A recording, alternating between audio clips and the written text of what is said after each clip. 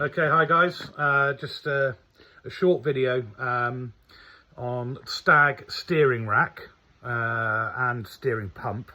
So if you've watched any of my other videos, you'll know I rebuilt the steering pump quite early on, put new just seals in it and gave it a good clean out, took it apart.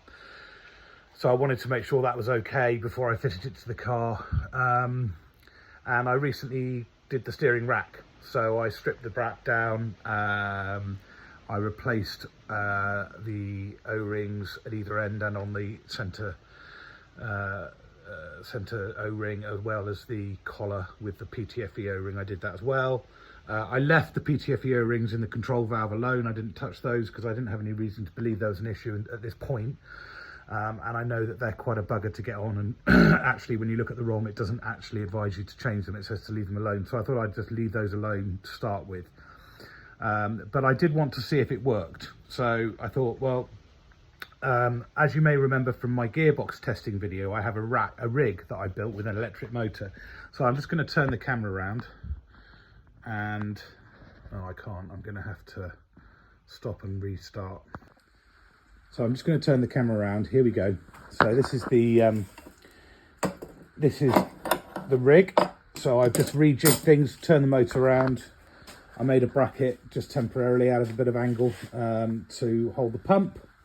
I then got my power supply for the motor, got the belt on the pump, then the motor's obviously kind of hinged so I can sort of set the tension on the belt. And then I've hooked up the steering rack that I put back together again. I've left the boots off so I can see if there's any leaks.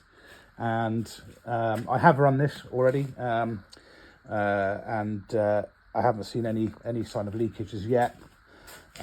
So I ran it until it was nice and warm. So just ready to show you what I did. I'll power it up and you can see it in action.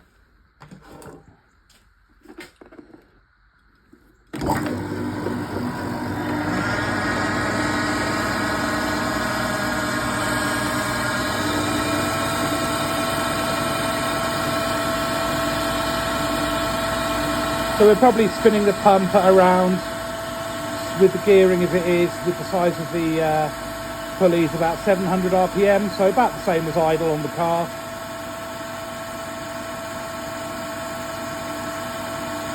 So definitely no leaks at the moment.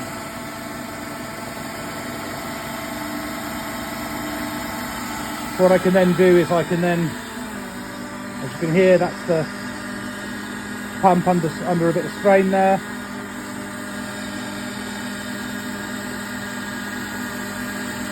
So I can go fully to one end, then give it a little bit of put it under a bit of pressure by trying to turn it past the end stop, which is just gently, but you can see there that something's definitely happening. And I can go the other way.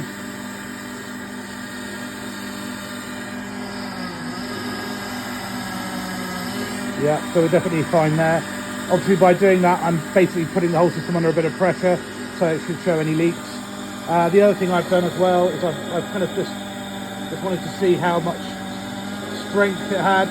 I lean into the rack, push it into my thigh, and I mean, you know, there's no doubt about the fact that I'm feeling no sort of resistance when I try and steer. So I think it's working as it should. I haven't got any leaks.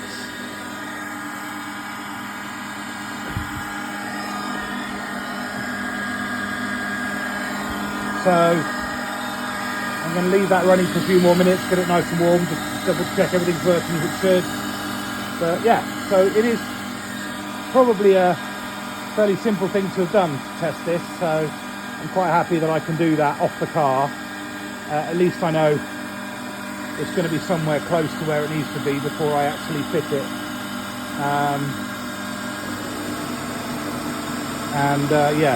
I mean, there are tests using pressure gauges that can be done, and you need a special adapter block.